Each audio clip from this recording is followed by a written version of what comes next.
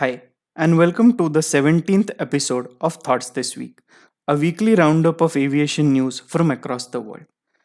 We will start with Delta. Delta, the US airline, has decided that it will extend blocking middle seats up to January 2021.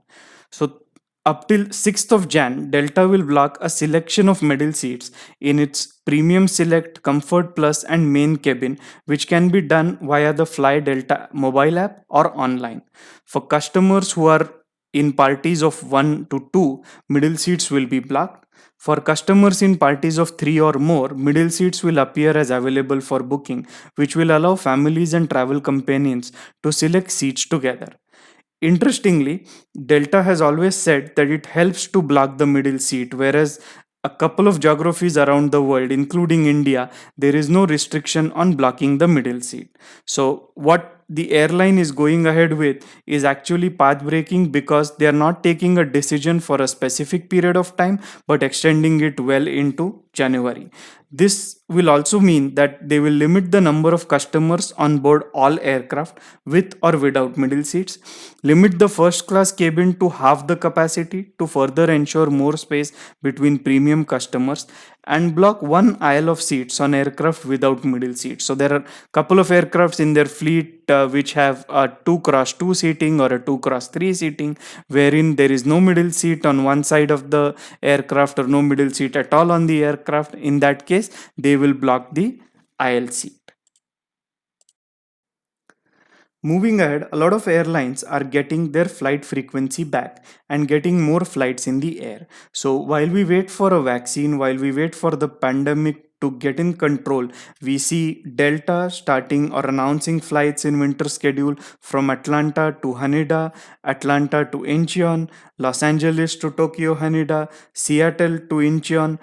This also is seen across the world with Japan Airlines increasing frequency between Narita and Singapore from 2 times per week to 3 times, and also returning to Sydney with once a week flight.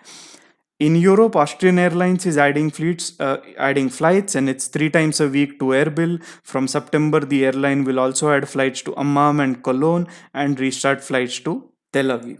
Now, United Airlines, which was one of the first ones to return to China, and both the regulators in China and USA were uh, blocking each other's flights, will double services between San Francisco and Shanghai. So, from 2 flights a week to 4 flights a week, United Airlines is also increasing frequency.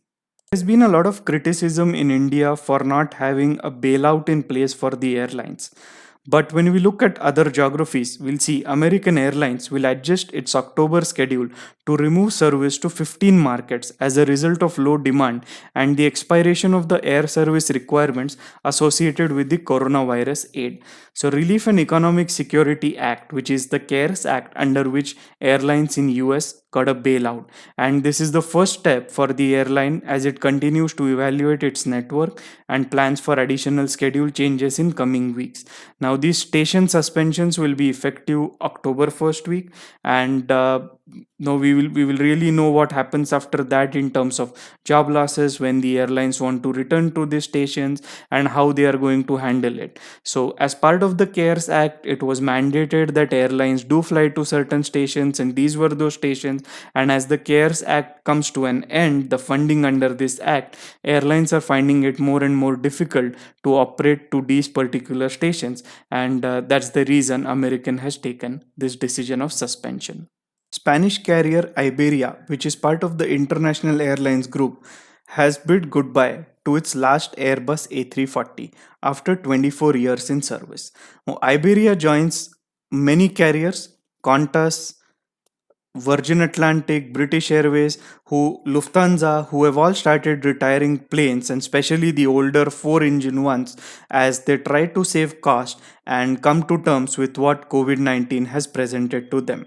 So, ECJLE, the registration, which was named after Spanish scientist Santiago Ramon Cajal, on 1st of August, it made its last scheduled flight from Quito to Madrid with 296 passengers and a crew, and that became the last time that the A340 flew for Spanish carrier Iberia.